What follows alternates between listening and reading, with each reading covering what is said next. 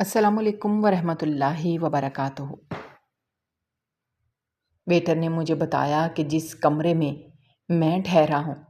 पिछले साल वहाँ से एक कस्टमर गायब हुआ था। मैंने जब तजस्सुस में झुककर बेड के नीचे देखा, मेरी सांसें वहीं थम गईं, क्योंकि वहाँ धूल मट्टी में अटी हुई एक ऐसी डायरी पड़ी थी जिसके सरवर पर एक नाम दर्ज था। जैसे ही मैंने उसे खोलकर देखा, अंदर मौजूद तस्वीरें और तारीखें पढ़कर मेरे पैरों तले से ज़मीन निकल गई, क्योंकि पिछले साल गायब होने वाला कस्टमर कोई और नहीं बल्कि मैं। अपने आबाई इलाके से शुरू होने वाला ये तवील सफ़र इस कदर थका देने वाला और सब्र आजमा था। क्या मेरे जिस्म का एक एक हिस्सा दर्द की शिद्दत से टूट रहा था, और मुझे उस वक्त सिर्फ एक नरम बिस्तर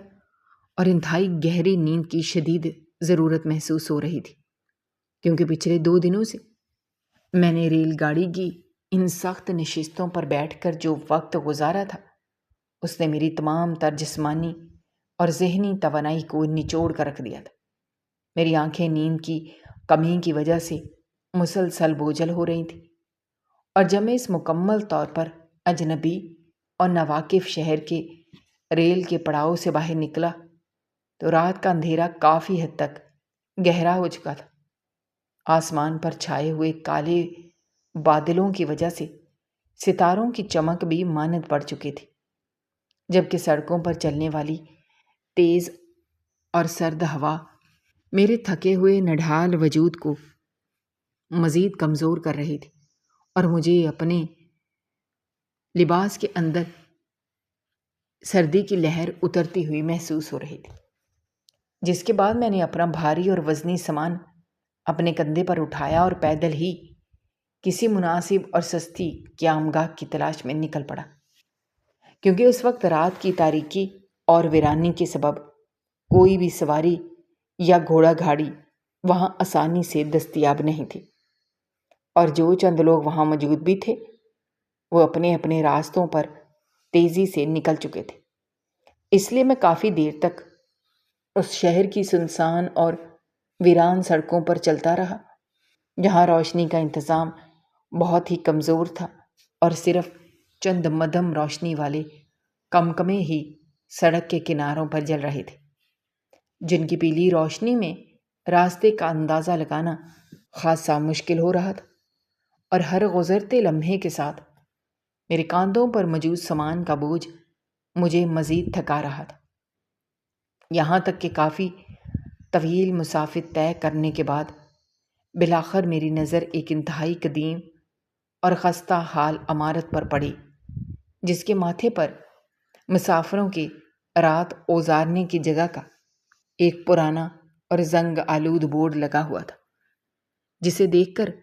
मुझे कुछ राहत महसूस हुई कि कम से कम अब मुझे मज़ीद पैदल नहीं चलना पड़ेगा। अगरचे उस इमारत की बैरूनी हालत देखकर ही ये अंदाज़ा लगाना बिल्कुल भी मुश्किल नहीं था कि ये क़यामगाह कई दहाइयों पुरानी है, और उसकी खस्ता दरो दीवार ने गुज़रते वक्त के साथ कई मौसमों की सख्तियाँ झेली हैं, क्योंकि जगह जगह से दीवारों का रंग उखड़ चुका था और पुरानी ईंटें वाज़े नज़र आ रही थी। लेकिन उस वक्त मेरे पास कोई दूसरा और बेहतर रास्ता नहीं था, और मेरी थकन इस हद तक बढ़ चुकी थी कि मैं मज़ीद किसी और जगह की तलाश में भटकने की हिम्मत बिल्कुल नहीं रखता था। इसलिए मैं अपने इंतहाई बोझल कदमों के साथ उस पुरानी इमारत के बड़े से मरकज़ी दरवाजे से अंदर दाखिल हो गया, जहाँ अंदर का माहौल बाहर की सर्दी और वीरानी से भी ज़्यादा पुरसकून और अजीब सी खामोशी में डूबा हुआ था, और एक इंतहाई मध्यम सी रोशनी पूरे बड़े हाल में फैली हुई थी, जो शायद दीवारों पर लगी हुई एक पुरानी लालटेन से आ रही थी। उस रोशनी में हाल का सारा फर्नीचर और दीवारें एक अजीब सा मंजर पेश कर रहे थे, जबकि मेरे बिल्कुल सामने उस बड़ी सी पुरानी लकड़ी की मेज़ के पीछे एक अधेड़ उम्र और कमज़ोर सा शख्स बैठा हुआ था। جو اپنے حلیے اور لباس سے اس جگہ کا مالک یا رات کا منتظم لگ رہا تھا، اور وہ کسی پرانی کتاب کے اوراق پلٹنے میں اس قدر مگن تھا کہ اسے میرے آنے کی آہٹ تک سنائی نہیں دی، جس پر میں نے اپنے بھاری قدموں کے ساتھ چلتے ہوئے اس کے میز کے پاس جا کر اپنے رات گزارنے کے ارادے کے بارے میں اسے آگاہ کیا تو اس نے اپنا سر اٹھا کر مجھے ایک سرسری سی نظر سے دیکھا اور بغیر کوئی خاص دلچسپی یا گرم جوشی دکھائے ایک بڑا سا اور پرانا اندراج کا خطہ میرے سامنے میز پر رکھ دیا، اور میں نے اپنے پاس ہی پڑی ہوئی دوات اور قلم کی مدد سے اس کھاتے میں اپنا پورا نام، اپنا پتہ اور اپنے اس طویل سفر کی وجہ انتہائی مختصر الفاظ میں درج کی، جس کے بعد اس منتظم نے مجھ سے پیشگی رقم طلب کی، جو اس قیام گاہ کی حالت کو دیکھتے ہوئے مجھے کچھ زیادہ ہی لگ رہی تھی، لیکن میں نے بحث کرنے کے بجائے اپنی جیب سے مطلوبہ رقم نکال کر اس کے حوالے کر دی۔ تو اس نے میز کی دراز سے ایک پرانی طرز کی بھاری اور زنگ آلود چابی نکال کر مجھے تھما دی، اور اس کے بعد اس نے پاس ہی کھڑے ایک خدمت کار کو، جو غالباً اس کا کوئی عزیز یا ملازم تھا، اونچی آواز دے کر بلایا اور اسے اپنے ہاتھ کے اشارے سے سمجھایا کہ یہ میرا سامان اٹھا کر مجھے میرے کمرے تک چھوڑ آئے، جس پر وہ خدمت گار، جو عمر میں کافی نوجوان لگ رہا تھا لیکن اس کے چہرے پر ایک عجیب سی تھکن اور سنجیدگی چھائی ہوئی تھی،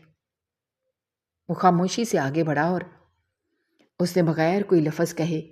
میرا سارا سامان اپنے ہاتھوں میں اٹھا لیا، اور اس نے مجھے اپنے پیچھے آنے کا اشارہ کیا اور ہال کے کونے میں بنی ہوئی پرانی سیڑھیوں کی طرف بڑھ گیا جو دوسرے منزل کی طرف جاتی تھی، اور وہ سیڑھیاں بسیدہ لکڑی کی بنی ہوئی تھیں، اور ان کی حالت ایسی تھی کہ جب ہم ان پر قدم رکھتے تو ایک عجیب سی چرچراہٹ اور ٹوٹنے کی آواز پیدا ہوتی، جو اس خاموش اور سنسان عمارت میں کافی دور تک سنائی دیتی تھی، اور مجھے ایسا محسوس ہوتا تھا کہ جیسے یہ سیڑھیاں میرے بوجھ سے ابھی ٹوٹ جائیں گے، اور میں ہر گزرتے قدم کے ساتھ اپنی تھکن میں بے پناہ اضافہ محسوس کر رہا تھا، اور میری دلی خواہش بس یہی تھی کہ میں جلد از جلد اپنے کمرے میں پہنچ کر اس بستر پر لیٹ جاؤں اور اپنے جسم کو آرام دوں، کیونکہ دوسری منزل پر پہنچ کر ایک انتہائی لمبی اور تاریک راہداری شروع ہوتی تھی، جس کے دونوں اطراف پرانے طرز کے بھاری لکڑے کے دروازے قطار میں لگے ہوئے تھے، جن پر کمروں کے نمبر سیاہ رنگ سے درج تھے، اور ان دروازوں کی حالت دیکھ کر اندازہ ہوتا تھا کہ ان کمروں میں شاذ و نادر ہی کوئی مسافر آ کر ٹھہرتا ہوگا، اور وہ نوجوان خدمتگار چلتے چلتے بالکل آخری دروازے کے پاس جا کر رکا، جو اس لمبی راہداری کے بالکل اختتام پر واقع تھا، اور جس پر میرے کمرے کا نمبر لکھا ہوا تھا۔ اس نے میرے ہاتھ سے وہ بھاری چابی لی اور دروازے کا تالا کھولنے لگا، جو خاصا پرانا اور زنگالود تھا، اس لیے اسے کھولنے میں اسے کچھ وقت لگا اور اسے خاصی طاقت کا استعمال کرنا پڑا، اور دروازہ کھلتے ہی ایک عجیب سی بند اور پرانی ہوا کا تیز جھونکا میرے چہرے سے ٹکرایا، جس میں نمی اور گرد کی ایک عجیب سی بو شامل تھی، جیسے کمرہ کئی مہینوں سے بند پڑا ہو اور یہاں ہوا کا کوئی گزر نہ ہوا ہو، جبکہ کمرہ خاصا کشادہ اور بڑا تھا، لیکن اس میں رکھی ہوئی چیزیں انتہائی سادہ اور پرانی تھیں، جن میں لکڑی کا ایک بڑا سا پلنگ، 2 ٹوٹی ہوئی کرسیاں، ایک پرانی سی الماری شامل تھی، جو کمرے کا کل سامان تھا، اور کمرے کی دیواروں کا رنگ جگہ جگہ سے اکھڑ رہا تھا، اور فرش پر بچھی ہوئی چٹائی بھی خاصی پرانی اور دھول سے اٹی ہوئی لگ رہی تھی، جسے دیکھ کر میری طبیعت میں مزید بوجھل پن آ گیا اور میں تھکن کی شدت اور جسمانی کمزوری کے سبب سیدھا اس پرانی کرسی پر جا کر بیٹھ گیا اور اس خاموش خدمتگار کی طرف دیکھنے لگا جو میرے سامان کمرے کے ایک تاریک کونے میں انتہائی احتیاط سے رکھ رہا تھا۔ اس کے چہرے پر ابھی بھی وہی عجیب سی سنجیدگی اور خاموشی طاری تھی جو مجھے اب کچھ غیر معمولی اور پریشان کن لگ رہی تھی، کیونکہ وہ بالکل مشین کی طرح کام کر رہا تھا۔ اور سامان رکھنے کے بعد اس نے ایک پرانا تولیہ اور پانی کا مٹی کا جگ میز پر رکھا اور سیدھا کھڑا ہو کر دروازے کی طرف اپنے قدم بڑھانے لگا تاکہ وہ مجھے تنہا چھوڑ سکے۔ اور میں نے دل ہی دل میں سکون کا ایک لمبا سانس لیا کہ چلو اب وہ چلا جائے گا اور میں اپنا منہ ہاتھ دھو کر کچھ دیر سکون سے اس پلنگ پر لیٹ سکوں گا اور اپنی اس جان لیوا تھکن کو کم کر سکوں گا۔ لیکن دروازے کی چوکھٹ پار کرنے سے پہلے وہ نوجوان اچانک وہیں رک گیا۔ اس نے آہستگی سے مڑ کر میری طرف دیکھا اور اس وقت اس کی آنکھوں میں ایک عجیب سا خوف اور ہچکچاہٹ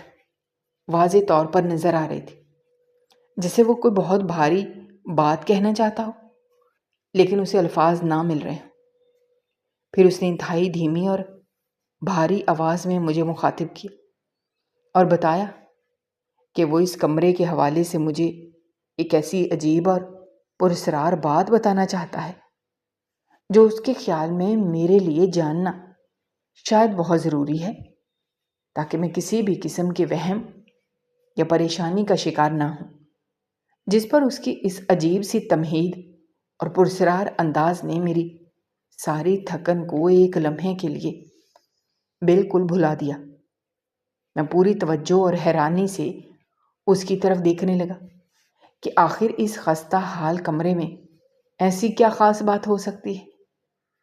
اس نے بہت دھیمے لہجے میں بتانا شروع کیا کہ میں جس کمرے میں رات گزارنے کے لیے آیا ہوں اس کمرے کی پچھلی تاریخ کچھ عجیب اور خوفناک ہے، اور بالکل 1 سال قبل اسی مہینے اور آج ہی کی تاریخ کو ایک اور مسافر بھی اس قیامگاہ میں آیا تھا اور اس نے بے اتفاق سے رات گزارنے کے لیے بالکل اسی کمرے کا انتخاب کیا تھا۔ اور اس خدمتگار نے اپنے الفاظ کو جوڑتے ہوئے مجھے مزید بتایا کہ وہ پراسرار مسافر بھی میری طرح بالکل اکیلا تھا اور اس کے پاس بھی ایسا ہی ملتا جلتا سامان تھا جو اس نے کمرے کے اسی کونے میں رکھا تھا جہاں میرا سامان پڑا ہے، اور اس نے بھی رات کا کھانا کھانے سے انکار کر دیا تھا، جس پر اس کی باتیں سن کر میرے دل کی دھڑکن تیز ہونے لگی، لیکن میں خاموشی سے سنتا رہا۔ پھر اس نے بتایا کہ جب اگلی صبح اس قیامگاہ کی صفائی کرنے والے معمول کے مطابق اس کمرے کی صفائی کے لیے آئے اور انہوں نے دروازے پر دستک دی تو اندر سے انہیں کوئی جواب نہیں ملا۔ کافی دیر تک انتظار کرنے اور مسلسل دستک دینے کے بعد بھی جب اندر سے کوئی آہٹ نہ ہوئی تو انہوں نے پریشان ہو کر قیامگاہ کے منتظم کو بلایا، اور جب منتظم نے اپنے پاس موجود دوسری چابی سے اس دروازے کا تالا کھولا تو اندر کا منظر وہاں موجود ہر شخص کے لیے انتہائی حیران کن اور خوفناک تھا۔ اور اس خدمتگار نے رک رک کر بتایا کہ اس مسافر کا سارا سامان بالکل اسی طرح کمرے میں پڑا تھا۔ بستر پر اس کے لیٹنے اور سونے کے نشانات بھی واضح طور پر موجود تھے، لیکن وہ مسافر خود وہاں موجود نہیں تھا۔ اس خدمتگار کے مطابق اس عجیب واقعے کو پورا 1 سال گزر چکا ہے، لیکن آج تک محکمے یا قیامگاہ کے کسی بھی شخص کو یہ معلوم نہیں ہو سکا کہ وہ مسافر دروازہ اندر سے بند ہونے کے باوجود اس بند کمرے سے کیسے باہر نکلا اور آخر کہاں غائب ہو گیا۔ اور اس کی تلاش میں پورے شہر میں بہت کوشش کی گئی، ہر جگہ تفتیش کی گئی، لیکن اس کا آج تک کوئی سراغ نہیں مل سکا، اور نہ ہی کوئی اس کی معلومات لینے آیا۔ اس مسافر کا اس طرح اچانک غائب ہو جانا آج تک اس علاقے کا ایک بڑا معمہ بنا ہوا ہے، اور اس واقعے کے بعد سے بہت کم لوگ اس مخصوص کمرے میں ٹھہرنے کو ترجیح دیتے ہیں۔ جو بھولے بھٹکے یہاں ٹھہر بھی جاتے ہیں وہ ساری رات سکون سے نہیں سو پاتے، اور سب سے انتہائی تفصیلی باتیں بتانے کے بعد اس نوجوان خدمتگار نے ایک لمبی اور گہری سانس لی، اور میری طرف ہمدردی اور عجیب سی خوفناک نظروں سے دیکھتے ہوئے خاموشی سے کمرے سے باہر گیا، اور جاتے جاتے اس نے کمرے کا بھاری لکڑی کا دروازہ پوری طاقت سے مضبوطی سے بند کر دیا۔ دروازہ بند ہوتے ہی اس بڑے سے کمرے میں ایک ایسی گہری، پرہول اور جان لیوا خاموشی طاری ہو گئی جسے میں نے اپنی پوری زندگی میں پہلے کبھی محسوس نہیں کیا تھا۔ اور وہ خاموشی جو کچھ دیر قبل میری تھکن اتارنے کے لیے مجھے ایک بڑی نعمت لگ رہی تھی، اب مجھے ایک بھاری پتھر کی طرح اپنے سینے پر بوجھ محسوس ہونے لگی تھی۔ میرے اندر ایک انجانا سا خوف اور ایک عجیب سی بے چینی تیزی سے سر اٹھانے لگی، اور اس بڑے تاریک اور ویران کمرے میں میری تنہائی کا شدید احساس اور اس نوجوان خدمتگار کی بتائی ہوئی وہ پرسرار اور خوفناک بات مل کر میرے تھکے ہوئے اعصاب پر بری طرح سوار ہونے لگے تھے۔ میرے ذہن میں کئی سوالات کل بلانے لگے۔ اس نوجوان خدمتگار کے جانے اور لکڑی کے اس بھاری دروازے کے بند ہونے کی گونج اس پرانے اور ویران کمرے میں کافی دیر تک سنائی دیتی رہی، اور اس کے بعد جو مکمل اور گہری خاموشی وہاں چھا گئی وہ میرے لیے کسی بڑے عذاب سے کم نہیں تھی، کیونکہ میں اس وقت شدید تھکن کا شکار تھا اور میرا جسم آرام مانگ رہا تھا، لیکن اس خدمتگار کی بتائی ہوئی اس خوفناک اور پرسرار بات نے میری نیند اور میرے دل کے سکون کو مکمل طور پر اڑا کر رکھ دیا تھا، اور اب میں اسی پرانی کرسی پر بیٹھا ہوا مسلسل اس غائب ہونے والے مسافر کے بارے میں سوچ رہا تھا کہ آخر وہ کون تھا، اور بند کمرے سے وہ کیسے غائب ہو سکتا ہے؟ کیا واقعی ایسا کوئی واقعہ یہاں پیش آیا تھا، یا وہ نوجوان صرف مجھے ڈرانے کی کوشش کر رہا تھا؟ لیکن اس کی آنکھوں میں نظر آنے والا خوف اور اس کے چہرے کی سنجیدگی مجھے یہ ماننے پر مجبور کر رہی تھی اس کی بات میں کوئی نہ کوئی سچائی ضرور موجود ہے، اور یہی مسلسل سوچ میرے دل کی دھڑکن کو تیز کر رہی تھی۔ کمرے کی فضا میں ایک عجیب سی گھٹن اور پرانی بند ہوا کی بو پھیلی ہوئی تھی جو میرے سانس لینے کے عمل کو دشوار بنا رہی تھی، اور دیوار پر لگی ہوئی ایک مدھم سی بتی کی پیلی روشنی کمرے کے مختلف حصوں میں عجیب و غریب سائے بنا رہی تھی، جنہیں دیکھ کر مجھے بار بار یہ وہم ہو رہا تھا کہ جیسے اس کمرے میں میرے علاوہ بھی کوئی اور موجود ہے، اور وہ مجھے مسلسل دیکھ رہا ہے۔ میں نے اپنی نظریں کرسی سے اٹھا کر پورے کمرے میں دوڑائیں اور ہر چیز کا بغور جائزہ لینا شروع کیا۔ پرانی الماری جس کا دروازہ تھوڑا سا کھلا ہوا تھا اور اس کے اندر گھپ اندھیرا تھا، پرانا لکڑی کا پلنگ جس پر بچھی ہوئی چادر بھی خاصی پرانی اور میلی لگ رہی تھی، اور وہ تاریک کونا جہاں میرا سامان پڑا ہوا تھا، ہر چیز مجھے ایک عجیب سی وحشت کا احساس دلا رہی تھی، اور میں دل ہی دل میں خود کو کوس رہا تھا کہ میں نے اس پرانی اور خستہ حال قیام گاہ کا انتخاب ہی کیوں کیا۔ لیکن اب واپسی کا کوئی راستہ نہیں تھا، اور مجھے یہ طویل رات بہرحال اسی کمرے میں گزارنی تھی۔ میں نے گہرا سانس لیا، خود کو ہمت دلانے کی کوشش کی کہ یہ سب محض میرا وہم ہے، اور مجھے ان باتوں پر دھیان دینے کے بجائے سونے کی کوشش کرنی چاہیے تاکہ صبح اٹھ کر میں اپنے کام کے لیے نکل سکوں۔ یہ سوچ کر میں نے ہمت کی اور اپنی کرسی سے اٹھ کھڑا ہوا۔ کرسی سے اٹھتے ہی میرے پیروں کے نیچے موجود پرانے لکڑی کے فرش سے ایک عجیب سی چرچراہٹ کی تیز آواز پیدا ہوئی، جس نے اس پرہول خاموشی میں ایک دم سے مجھے چونکا دیا۔ میں نے سنبھل کر اپنے قدم آگے بڑھائے اور اس پرانی لکڑی کے پلنگ کی طرف چل پڑا جس پر مجھے یہ بھاری رات گزارنی تھی۔ پلنگ کے قریب پہنچ کر میں نے محسوس کیا کہ اس کی لکڑی بھی جگہ جگہ سے دیمک کا شکار ہو چکی ہے اور اس پر بچھا ہوا گدا بھی انتہائی سخت اور بے رام ہے، لیکن میرے پاس اس پر لیٹنے کے علاوہ اور کوئی چارہ نہیں تھا۔ میں نے اپنے جوتے اتارے، پلنگ کے کنارے پر بیٹھ گیا، لیکن جیسے ہی پلنگ پر بیٹھا میرے ذہن میں ایک بار پھر اس خدمتگار کے وہ الفاظ گونجنے لگے کہ وہ پراسرار مسافر بھی اسی پلنگ پر سویا تھا اور پھر وہ کبھی کسی کو نظر نہیں آیا۔ اس بھیانک خیال کے آتے ہی میرے جسم میں ایک سنسنی سی دوڑ گئی اور مجھے ایسا لگا جیسے میرے نیچے اس پلنگ میں یا اس کے ارد گرد کوئی بہت بڑا راز چھپا ہوا ہے۔ میری طبیعت کا وہم اور میرا تجسس اس حد تک بڑھ چکا تھا کہ اب میرا اس بستر پر سکون سے لیٹنا یا سونا بالکل ناممکن ہو گیا تھا۔ میرے دل میں ایک شدید خواہش پیدا ہوئی کہ میں اس کمرے کے ہر کونے اور خاص طور پر اس پلنگ کے نیچے کے حصے کو اچھی طرح دیکھ لوں تاکہ مجھے مکمل تسلی ہو سکے کہ یہاں کوئی خطرہ یا کوئی چھپی ہوئی چیز موجود نہیں ہے۔ یہ تجسس اس قدر شدید تھا کہ مجھ سے مزید رہا نہ گیا اور میں نے فیصلہ کیا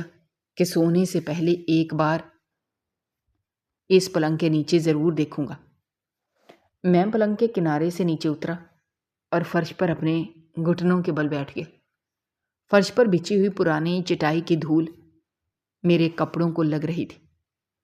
لیکن میرا سارا دھیان اس وقت صرف اس گہرے اندھیرے کی طرف تھا جو اس پرانے اور بھاری پلنگ کے نیچے چھایا ہوا تھا۔ کمرے کی مدھم روشنی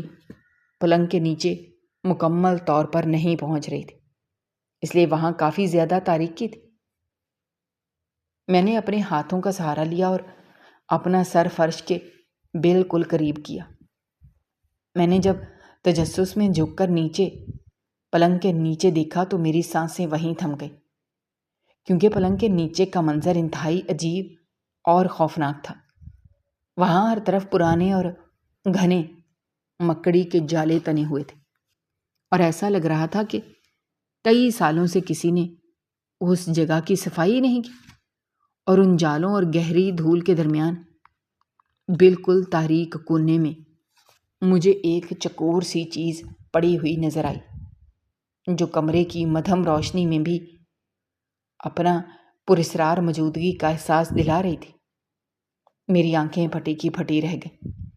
اور میرے دل کی دھڑکن اتنی تیز ہو گئی کہ مجھے اپنے کانوں میں اس کی آواز واضح طور پر سنائی دینے لگی۔ میں نے اپنا ہاتھ اس اندھیرے اور جالوں کے بیچ اس چیز کی طرف بڑھایا۔ میرے ہاتھ مسلسل کانپ رہے تھے۔ مجھے ایسا لگ رہا تھا جیسے میں کسی سوئے ہوئے بڑے خطرے کو جگانے جا رہا ہوں۔ جیسے میرے ہاتھ نے اس چیز کو چھوا، مجھے محسوس ہوا کہ وہ کوئی موٹی کتاب یا کاپی جیسی چیز ہے جس پر گرد کی ایک بہت موٹی اور بھاری تہ جمی ہوئی ہے۔ میں نے اسے مضبوطی سے پکڑا اور انتہائی احتیاط کے ساتھ اپنی طرف کھینچ لیا۔ پلنگ کے نیچے سے باہر نکال کر جب میں نے اسے کمرے کی روشنی میں لا کر دیکھا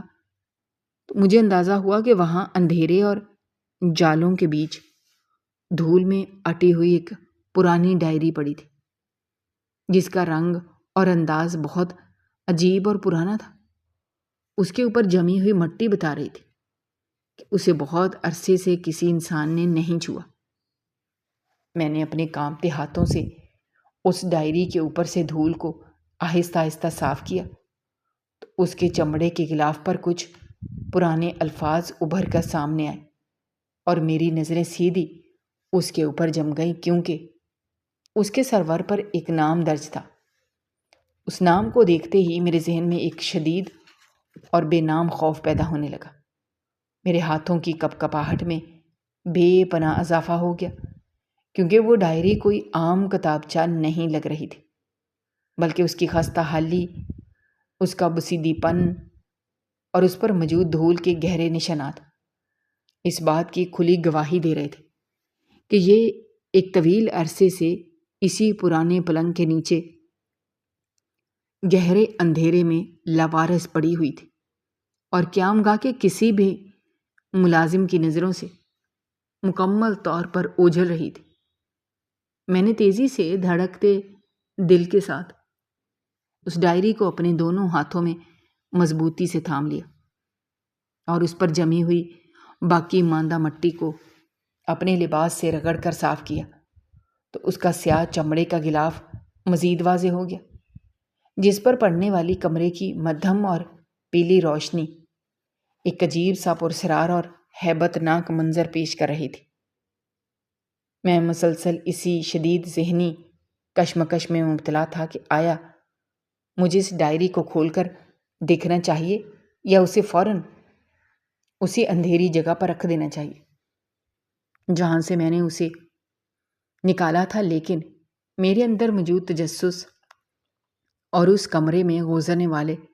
اس خوفناک واقعے کی اصل سچائی جاننے کے لیے کی شدید خواہش نے میرے سارے خوف پر غلبہ پا لیا تھا، اور میں نے اپنے کانپتے ہاتھوں سے اس ڈائری کا پہلا ورق انتہائی احتیاط سے پلٹا اور ورق کے پلٹتے ہی پرانے کاغذ اور گرد کی ایک مخصوص اور تیز بو میرے نتنوں سے ٹکرائی، جو اس بات کا پختہ ثبوت تھی کہ صفحات واقعی طویل عرصے سے بند تھے۔ میں نے جب تجسس کے مارے اسے کھول کر اندر دیکھا تو وہاں مختلف صفحات پر بے ترتیب انداز میں کچھ تحریریں اور اعداد و شمار موجود تھے، جن کی لکھائی انتہائی عجیب اور ایسا محسوس ہو رہا تھا جیسے کسی نے بہت جلدی اور پریشانی کے عالم میں لکھی ہو۔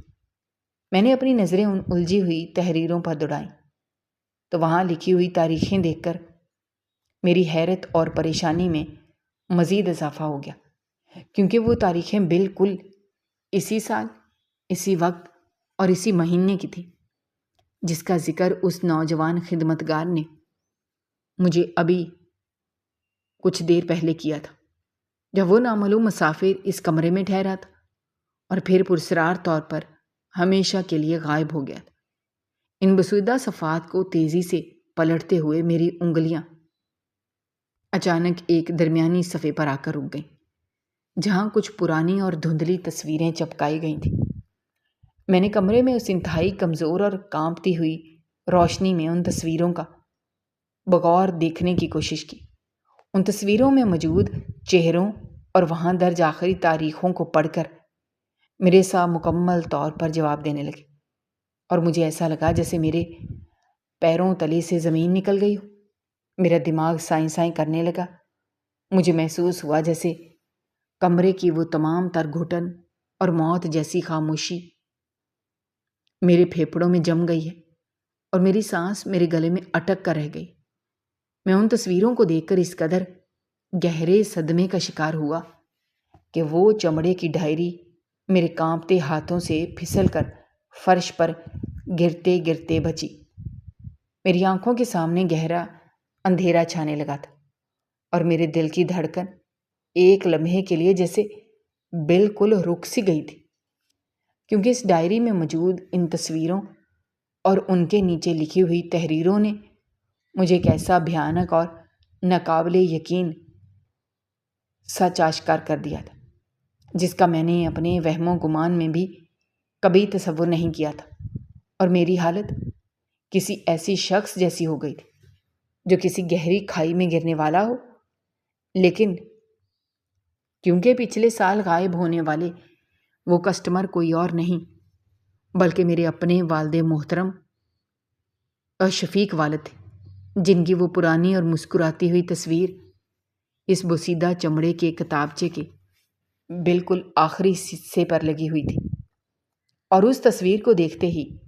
میرے دماغ میں پچھلے 1 سال کی وہ تمام تلخ اور انتہائی اذیتناک یادیں ایک خوفناک طوفان کی طرح گردش کرنے لگے۔ جب میرے والد اچانک اپنے دفتر سے لاپتہ ہو گئے تھے اور ان کے محکمے نے ان پر سنگین اور جھوٹا الزام عائد کر دیا تھا کہ وہ واقعی اپنی تمام تر قانونی اور اخلاقی ذمہ داریوں سے فرار اختیار کر چکے ہیں اور کسی خطرناک جرائم پیشہ گروہ کے ساتھ مل کر غائب ہو گئے، جس کے بعد ہمارے خاندان پر جو قیامت ٹوٹی تھی اس کا اندازہ کوئی انسان ہرگز نہیں کر سکتا تھا، کیونکہ میری بوڑھی اور بیمار والدہ نے محلے والوں اور رشتہ داروں کے طعنے سن سن کر اپنی بینائی مکمل طور پر گنوا دی تھی، اور میں در بدر کی ٹھوکریں کھانے اور لوگوں کی حقارت بھری نظریں برداشت کرنے پر مجبور ہو گیا تھا۔ لیکن اس تاریک ویران اور خستہ حال کمرے میں اس پرانے کتابچے کو اپنے کانپتے ہوئے ہاتھوں میں تھامے مجھے اس بات کا مکمل اور حتمی یقین ہو چکا تھا کہ میرے والد پر لگائے گئے وہ تمام الزامات سراسر جھوٹ اور بے بنیاد تھے، کیونکہ وہ کتابچہ دراصل میرے والد کا اپنا ذاتی اور انتہائی خفیہ روزنامچہ تھا، جس میں وہ میرے اپنے روزمرہ کے اہم معاملات اور محکمے کی کارروائیاں درج کیا کرتے تھے، اور اس کے زرد پڑ چکے صفحات پر موجود وہ مانوس سی لکھائی میرے والد کے اپنے ہاتھوں کی لکھی ہوئی تھی، جسے میں اپنے ہوش سنبھالنے کے بعد سے بچپن سے دیکھتا آ رہا تھا، اور جسے میں انہوں نے انتہائی اجلت اور پریشانی کے خوف کے عالم میں انہیں تمام اندھوناک حقائق کو بے نقاب کیا،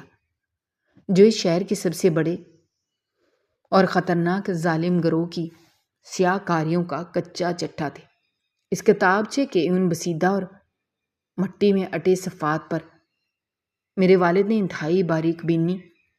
اور تفصیل سے درج کیا تھا کس طرح انہوں نے اپنی جان پر کھیل کر اس ظالم گروہ کے خلاف ٹھوس ثبوت اکٹھے کیے تھے، اور کس طرح ان کے اپنے ہی محکمے کے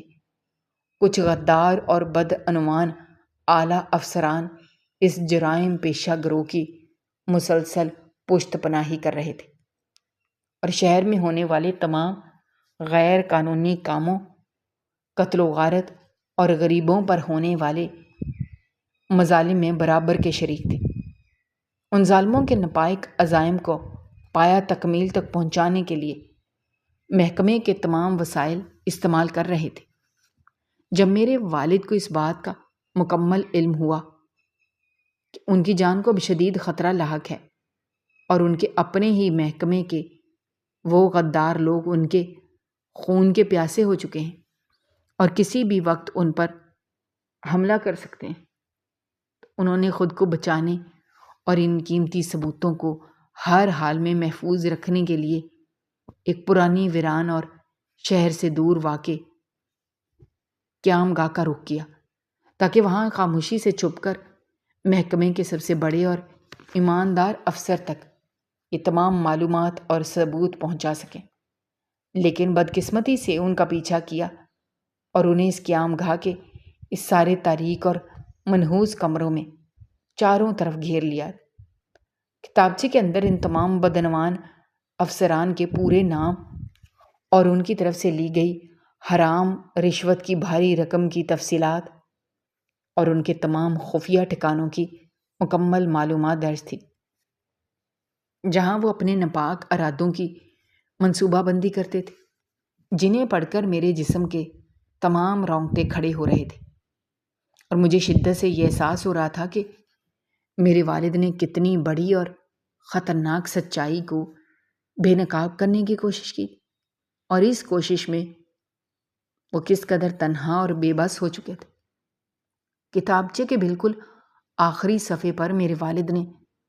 وہ آخری اور رلا دینے والے الفاظ لکھے تھے، جنہیں پڑھ کر میری آنکھوں سے آنسوؤں کا ایک نہ رکنے والا سیلاب ابل پڑا۔ اور میرا دل خون کے آنسو رونے لگا، کیونکہ انہوں نے انتہائی کانپتے ہوئے ہاتھوں سے لکھا تھا کہ انہوں نے باہر لمبی راہداری میں بہت بھاری قدموں کی آہٹ واضح طور پر سنائی دے رہی ہے، اور وہ بخوبی جانتے ہیں کہ ان کا وقت اب بالکل ختم ہو چکا ہے، اور وہ ظالم درندے کسی بھی صورت انہیں زندہ نہیں چھوڑیں گے، ان کی آواز کو ہمیشہ کے لیے خاموش کر دیں گے۔ لیکن وہ اپنی جان سے بھی زیادہ اس کتابچے اور اس میں موجود ان تمام ثبوتوں کی حفاظت کرنا چاہتے ہیں، اس لیے وہ اسے اس بھاری اور پرانے لکڑی کے پلنگ کے نیچے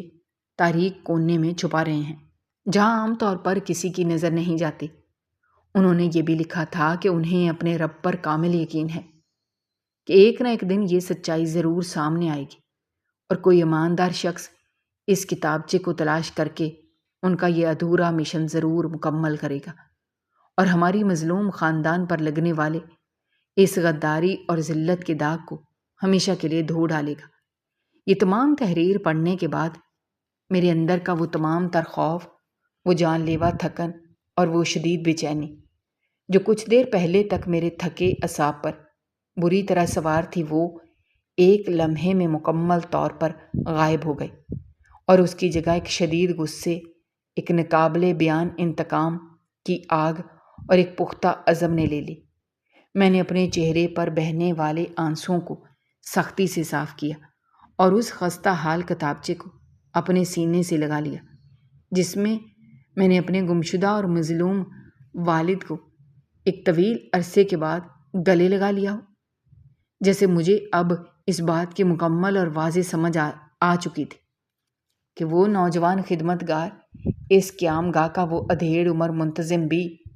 دراصل اس جرائم پیشہ گروہ کے کارندے یا ان کے خریدے ہوئے سہولت کار تھے، جنہوں نے پچھلے سال میرے والد کو غائب کرنے اور انہیں موت کے گھاٹ اتارنے میں ان ظالموں کی بھرپور مدد کی تھی۔ اسی وجہ سے وہ خدمتگار مجھے وہ خوفناک اور پراسرار کہانی سنا کر ڈرانے کی کوشش کر رہا تھا، تاکہ میں رات کے وقت مکمل طور پر خوف زدہ رہوں اور اس کمرے میں کسی بھی قسم کی کوئی تفتیش یا جستجو کرنے کے بجائے چپ چاپ اپنے بستر پر پڑا رہوں اور اگلی صبح خاموشی سے وہاں سے چلا جاؤں۔ لیکن قدرت کو کچھ اور ہی منظور تھا، اور تقدیر کا پہیہ مجھے کھینچ کر اسی نامعلوم شہر،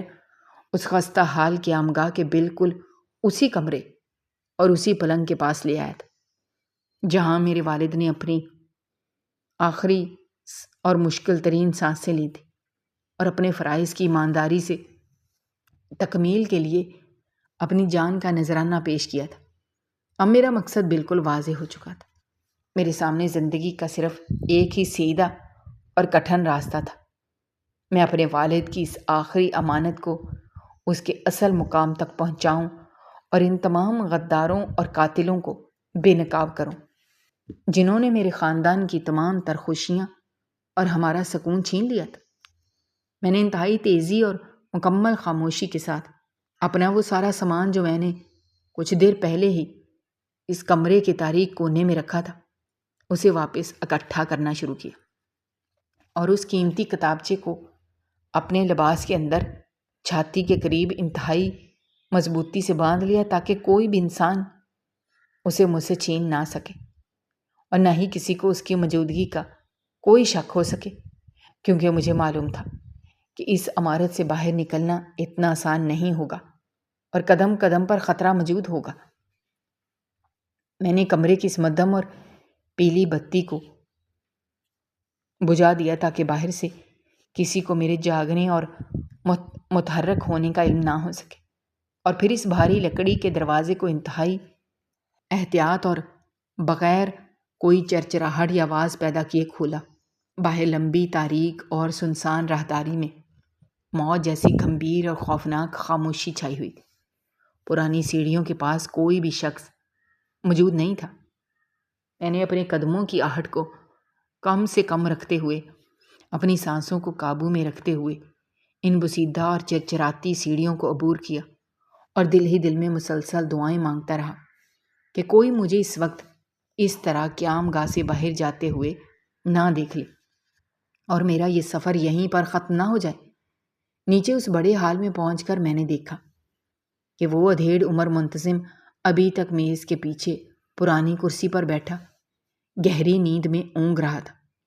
اس کے خراٹوں کی آوازیں اس پرسکون حال میں گونج رہی تھیں، جبکہ وہ نوجوان خدمتگار حال میں کہیں بھی نظر نہیں آ رہا تھا۔ شاید وہ کسی دوسرے حصے میں گہری نیند سو رہا تھا۔ میں نے گہری اور لمبی سانس لی اور بغیر ان کی طرف دیکھے انتہائی تیزی کے ساتھ اس خستہ حال قیامگاہ کے مرکزی دروازے سے باہر اندھیری اور سنسان سڑک پر نکل آیا، جہاں رات کی گہری تاریکی اب آہستہ آہستہ صبح کی دھندلی روشنی میں تبدیل ہونے کی تیاری کر رہی تھی، اور سڑکوں پر چلنے والی وہ سرد اور تیز ہوا جو کچھ دیر پہلے مجھے کمزور کر رہی تھی، اب مجھے ایک نئے طوفان کا ڈٹ کر مقابلہ کرنے کی ہمت اور طاقت دے رہی تھی۔ میں نے اسی وقت دل میں اٹل فیصلہ کیا کہ میں اپنا سفر واپس اپنے علاقے کی طرف ہرگز نہیں موڑوں گا، بلکہ میں سیدھا اس ملک کے دارالحکومت کا رخ کروں گا اور محکمے کے سب سے اعلیٰ اور ایماندار افسر کے سامنے جا کر یہ تمام ٹھوس ثبوت پیش کروں گا، تاکہ میرے شہید والد پر لگائے گئے تمام جھوٹے اور بے بنیاد داغ ہمیشہ کے لیے دھل سکیں، اور ان ظالم درندوں کو، محکمے کے غداروں کو قانون کے کٹہرے میں کھڑا کر کے انہیں ان کے عبرت ناک انجام تک پہنچایا جا سکے۔ میرے قدموں میں اب کوئی تھکن، کوئی درد یا کوئی کمزوری باقی نہیں رہی تھی۔ میرا دل ایک انتہائی روشن امید اور عظیم مقصد کے ساتھ تیزی سے دھڑک رہا تھا، کیونکہ میں اب صرف ایک عام تھکا ہارا مسافر نہیں تھا، بلکہ اپنے والد کے اس ادھورے مشن کا واحد اور آخری محافظ تھا، جسے ہر صورت میں قانون کے دائرے میں رہتے ہوئے مکمل ہونا تھا۔ میں اس اندھیری سڑک پر تیز قدموں سے چلتا رہا۔ میرے دماغ میں صرف ایک ہی دھن سوار تھی، مجھے کسی طرح اس ظالم نظام کو بے نقاب کرنا تھا اور ان تمام کرداروں کو ان کے انجام تک پہنچانا ہے جنہوں نے میرے باپ کے خون سے اپنے ہاتھ رنگے۔ مجھے یاد آ رہا تھا کس طرح میرے والد نے مجھے بچپن میں حق اور سچ کے راہ پر چلنے کی تلقین کی تھی، اور ہمیشہ کہا کرتے تھے کہ ظلم کتنا ہی طاقتور کیوں نہ ہو، ایک دن اسے مٹنا ہی ہوتا ہے، اور سچائی ہمیشہ اپنا راستہ خود بنا لیتی ہے۔ آج ان کی یہ باتیں میرے لیے ایک حقیقت بن چکی تھی، اور وہ کتابچہ جو میرے سینے کے ساتھ جڑا ہوا تھا وہ صرف چند دنوں کاغذوں کا مجموعہ نہیں تھا، بلکہ میرے باپ کی روح کی آواز تھی جو مجھے پکار پکار کر کہہ رہی تھی کہ میں ہار نہ مانوں اور جنگ کو انجام تک پہنچاؤں۔ راستے میں چلتے ہوئے مجھے محسوس ہو رہا تھا ہر گزرنے والا لمحہ مجھے میری منزل کے قریب کر رہا ہے، اور وہ وقت دور نہیں جب میں اس ملک کے سب سے بڑے ایوان عدل میں کھڑا ہو کر ان تمام درندوں کے چہروں سے نقاب الٹ دوں گا جنہوں نے قانون کی وردی میں چھپ کر جرائم کا ایک ایسا جال بچھا رکھا تھا جس میں بے گناہ اور ایماندار لوگ پھنس کر اپنی جانوں سے ہاتھ دھو بیٹھتے تھے۔ میری آنکھوں میں اب آنسوں کی جگہ ایک سرخ اور تیز چمک تھی جو میرے اندر بھڑکنے والے انتقام کی آگ کا واضح ثبوت تھی۔ میں نے آسمان کی طرف دیکھا جہاں اب صبح کا ستارہ چمکنے لگا تھا اور رات کا اندھیرا آہستہ آہستہ چھٹ رہا تھا۔ یہ میرے لیے ایک نیا اشارہ تھا کہ تاریکی کا وقت اب ختم ہونے والا ہے اور انصاف کا سورج بہت جلد طلوع ہوگا۔ میں نے اپنی رفتار مزید تیز کر دی اور ایک نئے ولولے اور جوش کے ساتھ اپنی منزل کی جانب گامزن ہو گیا، کیونکہ اب میرا مقصد صرف ایک ڈائری کو محکمے تک پہنچانا نہیں تھا، بلکہ اپنے باپ کے خون کا انصاف مانگنا اور اس معاشرے کو ان غداروں سے پاک کرنا تھا جو دیمک کی طرح